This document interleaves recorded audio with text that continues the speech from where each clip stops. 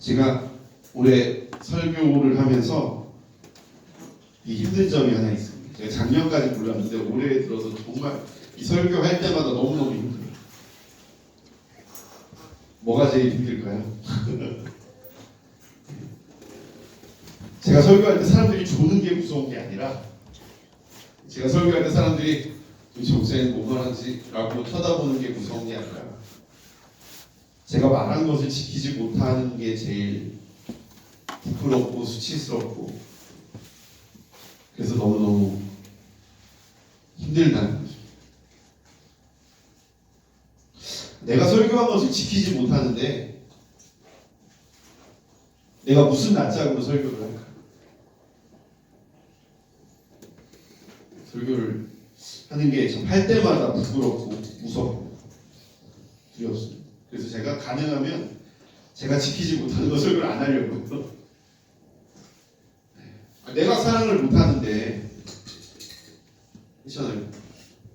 제가 사랑을 못하는데 성도들 보고 서로 사랑하라고 얘기하면 저는 계속해서 분쟁을 일으키고 있는데, 제가 그렇게 하는 게 아니라 제가 그렇게 해서 분쟁을 일으키는데, 분쟁이 난 성도들을 향해서 예수 그리스도 이름으로 화해하라, 서로 무조건 용서하라 이야기하면 성도들이 듣겠냐고. 안 듣지 않겠냐. 설교 시간에 어디 핸드폰을 보고, 빨리 저 보세요. 안 보는 사람, 저 핸드폰 보고 있는 사람 빨리 보세요. 라고 얘기해놓고 목사님도 꼭 그렇다니까. 목사님들 노래 가면 꼭 그렇지 않게, 노회장님 설교하면 뒤에서 목사님 다 핸드폰 보고 있어요.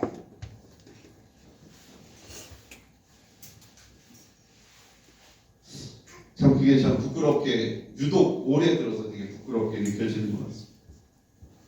그럼에도 불구하고 여러분, 말씀에는 강력한 능력이 있습니다. 말씀에는 강력한 능력이 있습니다.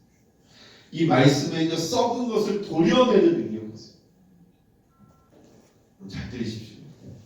이 말씀에는요, 죽은 것을 살려내는 능력이 있습니다. 이 말씀에는 아픈 것을 치유하는 능력이 있습니다. 숨을 못 쉬는 자에게 말씀을 들려주면요, 숨을 못 쉬는 자가 숨을 쉬게, 그 놀라운 말씀의 능력을 저는 믿고 있고요, 경험하고 있고, 하나님께서 저를 통해서 의심이 들 때마다 보여주고 계세요. 그래서 여러분이 이 말씀의 능력이 여러분을 덮어야 돼요. 말씀의 능력이 여러분 안에 뿌려져야 돼요. 완전히 잠겨져야 돼요. 이 말씀이, 여러분 이걸 그냥 관례적인 목사님의 말로 들으시면 안 돼요. 정말 24시간 중에 여러분 24시간이 다 여러분 말씀으로 덮여야 돼요. 여러분의 몸에 1%만 말씀이 덮이는 게 아니라 100%가 다 말씀으로 덮여야 돼요. 그래야만 그 말씀이 여러분을 살릴 수 있다. 그 말씀이 여러분을 바꾸려면요, 말씀을 붙이고 다닌다고 해서 말씀이 여러분의 삶을 바꾸지 못해요. 그건 말씀의 능력이 없어서가 아니라 여러분들이 말씀을 충분히 가지고 있지 못하는 거예요. 말씀의 능력이 있어요. 말씀은 여러분을 완전히 새롭게 할 수 있는 능력이 있어요. 이걸 믿으시길 소망합니다. 말씀이 우리 은진이를 새롭게 할 줄 믿습니다. 아멘. 아멘. 아멘. 우리 수인이를 새롭게 할 줄 믿습니다.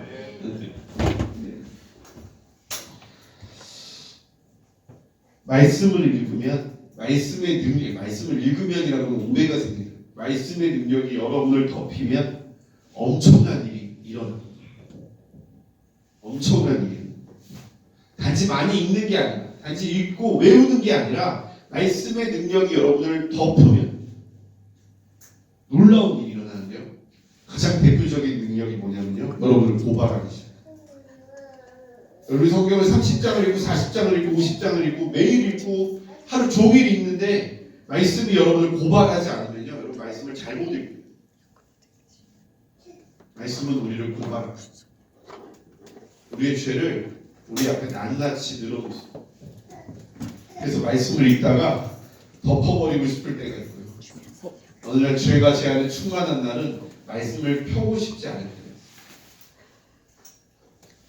근데 말씀이 그 능력이 여러분 안에 덮이면 말씀이 여러분을 고발합니다. 못 견딜 정도로 고발합니다. 여러분의 안에 있는 죄와 더러움을 끄집어내기 시작합니다. 그것과 싸우기 시작합니다. 그것에게 시비를 걸기 시작합니다. 그래서 내 안에서 내 마음 안이 전쟁터가 돼요. 여기 잘 집중하십시오.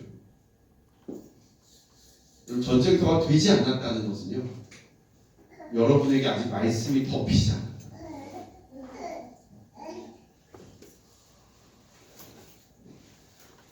이전에는 내가 어떤 말을 하건, 내가 어떤 행동을 하건, 내가 뭘 보건 그것이 죄책감으로 다가오지 않았는데, 그것이 죄라고 생각하지 않았는데, 내가 했던 말과 내가 본 것과 내 행동이 아무것도 아니었는데 말씀을 읽기 시작하면 그게요, 여러분 죄로 느껴지기 시작해요. 관계가 깨어지는 것, 우리 아까 성빈이가 기도 제목 나눴잖아요. 그게 아무것도 아닌 것이 당연한 세상에 여러분 살고 있어요. 그것이 말씀 앞에서 여러분을 고발해요. 옛날에는요, 욕하는 것이 아무렇지 않은 것이었을지 몰라요. 근데 그것이 말씀이 여러분을 고발해요. 요즘 사람들은 죄에 대한 설교 싫어해요. 그렇죠, 목사님? 티가 확 나죠? 얼굴에 확 붙습니다. 왜요? 관습이라는 이유. 모두가 다 똑같은 죄를 짓는다는 이유로, 항상 그래왔다는 이유로 덮어두고 살아가는 걸 좋아하기 때문에. 왜 그걸 끄집어내냐는 거야. 모두가 다 죄인인데, 모두가 다 음란한데, 성경에 써있잖아. 모두가 다 가늠한 자라고, 모두가 다 살인한 자라고. 근데 굳이 그걸 끄집어내가지고 이게 죄니 저게 죄니, 술 먹는 게 죄니 담배 피는 게 죄니, 그거 끄집어내가지고 맞냐 틀리냐 따지는 게 옳냐고 사람들이 질문하는 거예요.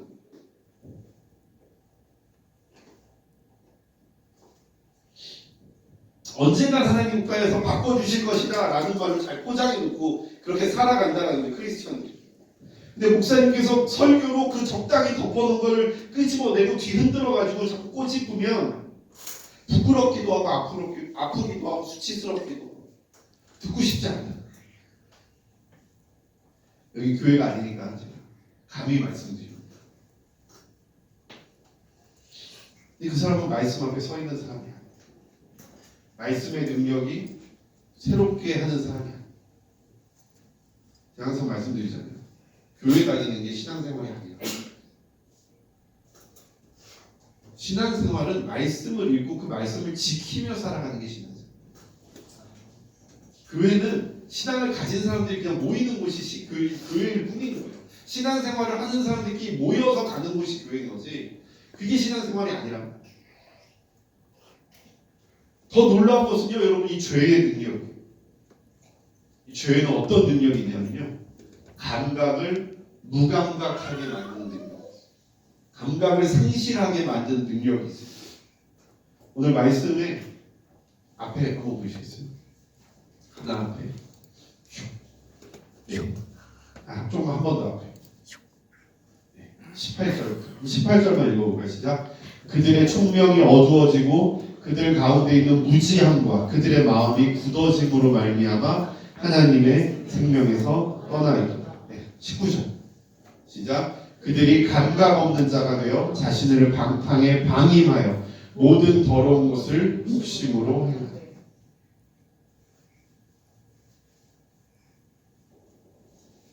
이 죄가 우리의 총명을 어둡게 합니다. 우리를 무지하게 하고 마음이 굳어지게 하고 감각 없는 자가 되게 하고 우리를 그 죄 가운데 방임하게 던져버리게 되는 거죠. 여러분 욕해 보셨잖아요. 제가 이래봬도 욕을 좀 잘합니다. 이게 평생 이게 교회만 다닌 것 같이 생겼어도 욕을 좀 잘합니다. 제가 군대를 안 가고 특례를 받아요. 군대 간 친구들도 엄청 욕 많이 하겠지만 저는 들어갈 때부터 제대할 때까지 5년 동안 막내였거든요. 얼마나 힘들었는지 몰라요. 뭐만 하면 군대 가래. 특례 받아가지고 공장에서 일했어요. 뭐만 하면 군대 가래. 진짜 어렸을 때 저 화장실 가서 울고 막 그랬어요. 진짜 너무 서러워서. 이게 막 욕이 늘어가지고 한 5년 지나니까 욕의 달인이 되어 있대. 처음에 욕하는 게 불편했어요. 욕하고 교회 가면요 되게 불편했어요. 나중에는요 어떻게 되는지 아시죠? 욕하다가 아멘이 자연스럽게 나와요. 정말 누구를 죽일 듯이 완전 말로 다 죽여놨어. 그러고 나서 아무렇지 않게 찬송을 부를 수 있어요. 아무렇지 않게 기도를 할 수 있습니다. 아무렇지 않게 말씀을 읽을 수 있어요. 왜요? 내 마음이 무감각해져 버려요. 욕하는 게 더 이상 내 삶에서 죄가 아니라고 생각되기 때문에 그런 거예요. 음란물 우리 여자분들은 귀를 가리십시오. 남자들 한 번 보면 죄책감 있어요. 죄책감이 듭니다. 근데요 좀 다시잖아요. 그렇죠? 하얀 뭐 빨간 딱지 보면 딱지 없는 걸 보고 싶고 점점 이상한 거 보는 거예요. 나중에 뭐까지 가는 거예요? 소아성애자들, 동성애자들, 짐승들과 수많은 것들 점점 자극적인 걸 찾아가는 거예요. 왜? 더 이상 이전에 봤던 것이 나에게 자극이 안 돼. 죄가 죄를 낳고 장성에서 사망을 낳는 거예요, 여러분. 점점 죄가 커지는 것을 느껴지는 거예요. 이 죄라는 것을 느끼는 감각세포 위에 철판이 덮이고 철판이 덮이고 철판이 덮여서 더 이상 그 어떤 자극이 와도 죄가 느껴지지 않는 거예요. 죄가 점점 커지게 된다는 거예요. 감각은 점점 무뎌지게 된다. 죄가 아니라고 생각해요. 죄가 아니라고 확신하게 돼요.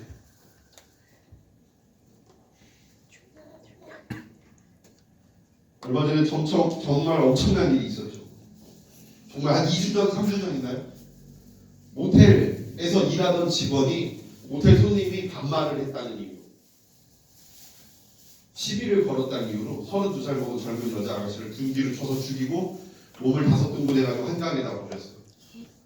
근데 막 이게 CCTV가 막 쪼여오고 막 그 경찰 수사가 쪼여오니까 얘가 어차피 걸릴 걸 아니까 자수했어요. 자수해서 뭐라고 했냐면 쟤는 죽을 짓을 해서 죽은 거니까 나는 아무 죄가 없다. 그리고 유족들이 재판장에서 유족들이 저기 있는데 유족들한테 손을 흔들었어요. 웃으면서. 막 법원에서 난리가 났어. 막 경찰 막 이 판사가 화가 나가지고 막 그래서 가석방이 없는 무기징역을 받았어. 이 사람 가석방이 없는 무기징역. 자기는 사형당해도 괜찮대요. 자기는 나쁜 짓을 안 했다는 거야. 자기 죽이라고 막 판사를 비웃고 유족들한테 막 웃고 막 이 죄의 감각이 완전히 사라져. 제일 불쌍한 사람은 죄를 지으면서 그게 죄인지 모르니까. 여러분 진짜 제일 가망성 없는 애가 누군지 알잖아요. 잘난 척하면서 되게 잘난 척 안 한다고 생각하는 애들. 감각이 사라져버려요. 이제는 사람을 죽여도 그게 잘못된 일이 자기가 죄를 저지른 것인지 알지 못합니다. 죄의 세포가 완전히 죽어.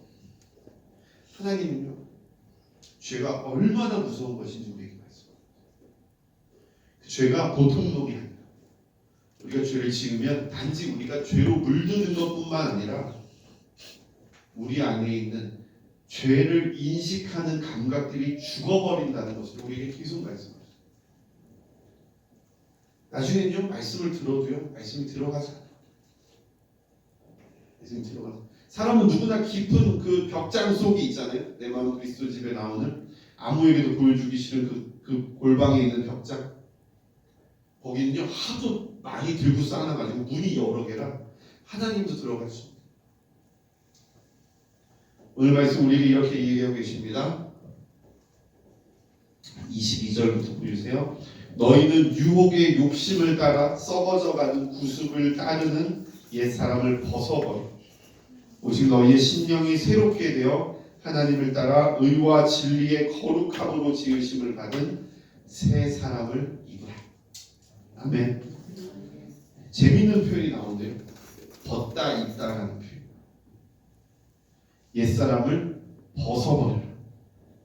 새로운 사람을 입어라. 마치 옷처럼, 모자처럼, 양말처럼 벗어버리고 새 것을 입으라고 입어요.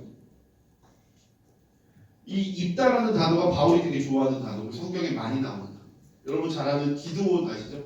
300용사 기드온 구약에서 300용사로 10만 명을 죽인 기드온. 이 기드온이 말년에 타락해.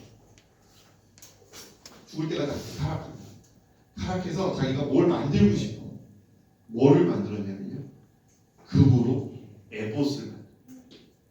이 에봇이 뭐냐면 제사장이 제사 드릴 때 입는 옷이 에봇이에요. 그러니까 제사장의 특권을 이야기하기도 하고요. 하나님을 만나고 점을 칠 때 입는 옷이에요. 에봇. 그 에봇을 금으로 만들어서요. 사람들이 그 금으로 만든 에봇을 숭배해요. 옷을 가지고 이렇게 표현을 하는 거죠. 바울이 이렇게 이야기합니다. 로마서 13장에서 오직 주 예수 그리스도로 옷 입고 정욕을 위하여 육체의 일을 도모하지 말라. 갈라디아서 3장에서는 누구든지 그리스도와 합하기 위하여 세례를 받은 자는 그리스도로 옷 입었다. 그리스도와 합하기 위해서 뭘 하라고요? 그리스도로 옷 입으라고.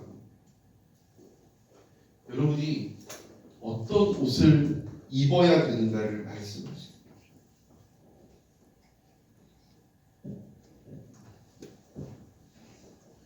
우리는 두 개의 옷을 놓고 있어요. 우리 앞에 두 개의 옷이 있어요. 단순화시켜서 두 개의 옷이. 단순한 말은 아니죠. 유혹의 욕심을 따라 썩어져가는 구습을 따르는 옛 사람의 옷이 있어요. 한쪽에는요. 하나님을 따라 의와 진리의 거룩함으로 지으심을 받은 새 사람이 있어요. 여러분 상상해 보세요. 여러분 오른손, 자 오른손 한번 들어볼까요? 오른손에는 옛 사람의 옷이 있어요. 여러분 들고 있어요. 옛 사람의 옷. 왼쪽 손에는 새 사람의 옷이 들려 있어요. 어느 것을 입으시겠어요? 편해요. 옛사람이 좀 편합니다.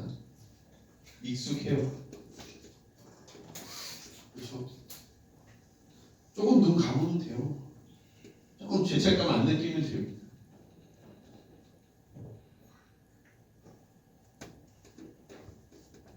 우리가 특별히 종교와 형식 그리고 외모와 내 가치를 위하여 입는 모든 것들을 버리기를 소망합니다. 쉽지 않아요. 이게 쉽지 않습니다.